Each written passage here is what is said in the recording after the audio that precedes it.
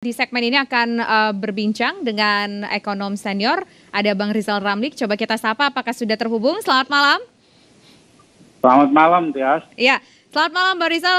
Kabarnya lagi di Vietnam ya kali ini ya, Bang? Lagi di Vietnam. Iya, betul Bang. Karena dulu, ya, tahun 2002 saya pernah diminta oleh UNDP untuk mereview rencana pembangunan 20 tahun Vietnam.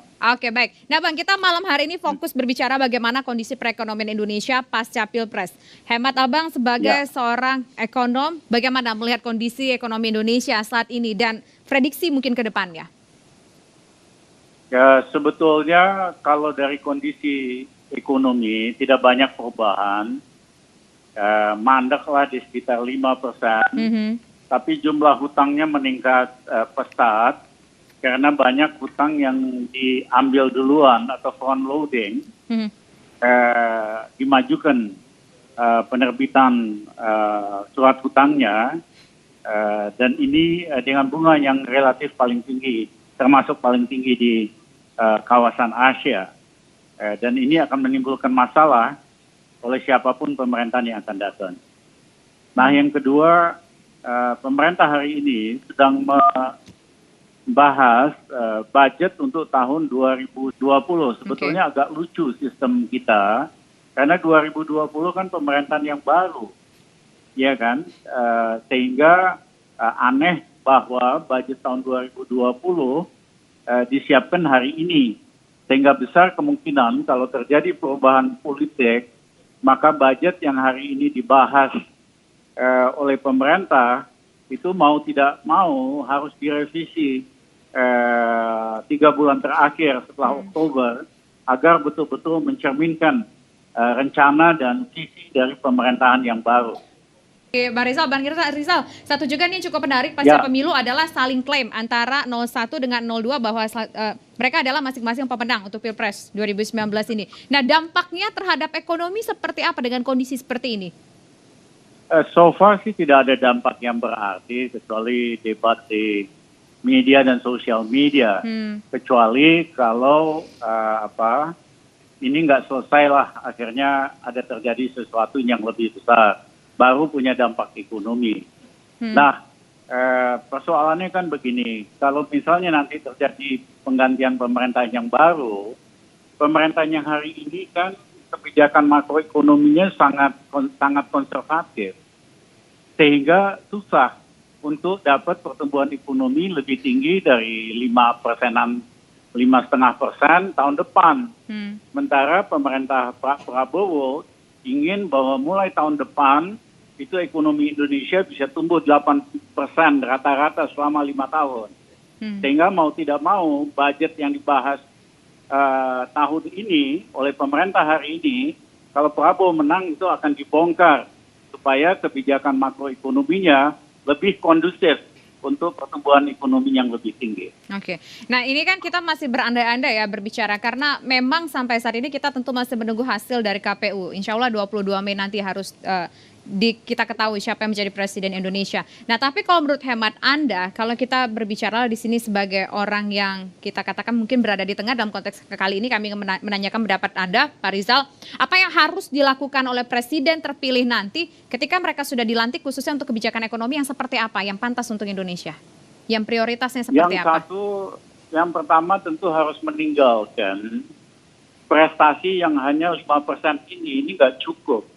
Karena pertumbuhan lapangan kerja angkatan muda kita kan banyak sekali. Kita harus tumbuh bisa di atas 6,5% mulai tahun depan. Kalau enggak bisa jadi masalah sosial. Dan yang kedua, tentu pembangunan soal infrastruktur saya kira sudah cukup. Ya, harus dialihkan ke hal-hal yang bisa meningkatkan ekspor terutama karena neraca transaksi berjalan kita ini paling payah selama 5 tahun terakhir, hampir mendekati -3% dari GDP. Demikian juga defisit perdagangan kita tinggi sekali.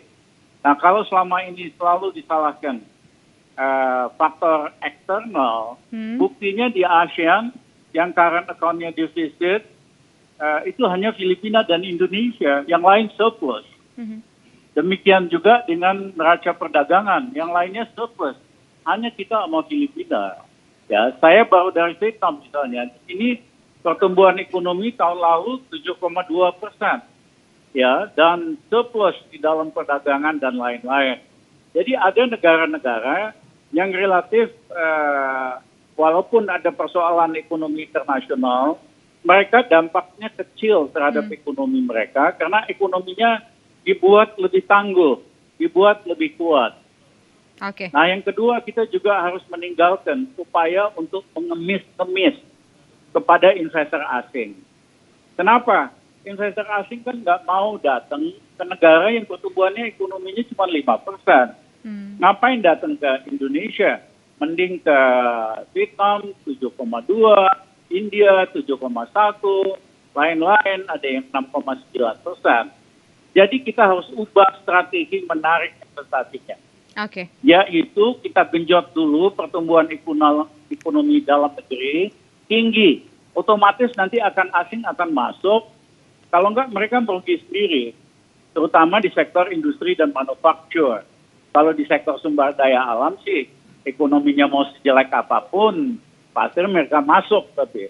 Oke. Nah, khusus untuk industri manufacturing dan industri, kita ubah strateginya. Kita genjot dulu ekonomi supaya bisa tumbuh lebih tinggi, 8%, nanti asing pasti otomatis masuk. Kalau enggak, mereka merugi sendiri. Baik. Sisa soal siapa yang menang atau apa, tentu nanti lewat true count akan kelihatan.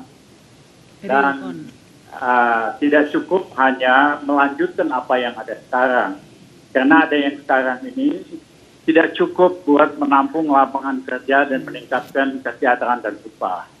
Oleh karena itu kami katakan kalau terjadi penggantian pemerintahan, punya program-program yang sangat konkret, yang sangat terukur, yang akan bisa membalikkan kita kepada pertumbuhan ekonomi yang lebih tinggi. Saya punya track record waktu saya masuk pemerintah Gus Dur cuma minus 3%, dalam 21 bulan kita naikin 4,5%, total 7,5%, dengan ekspor yang naik 2 kali lebih. Jadi kita ini targetnya terlalu sederhana. Dan kalau hanya target seperti yang saya baca oleh pemerintahan Jokowi itu tahun 2010, hanya tumbuh 5,35,5, jelas ini sangat tidak memadai. Kita perlu ekonomi yang jauh lebih dinamis, lebih aktif. Toh negara-negara tetangga kita di Asia Tenggara maupun di Vietnam yang saya kunjungi hari ini, itu sangat bagus kepada pertumbuhan ekonominya. Bahkan mereka menarik manfaat dari adanya konflik dagang antara China dan Amerika.